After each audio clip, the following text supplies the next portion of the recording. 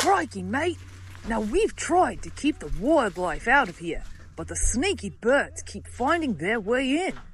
This little Sheila is a common house finch, and she's been bouncing around in here for so long, she doesn't know her beat from her asshole.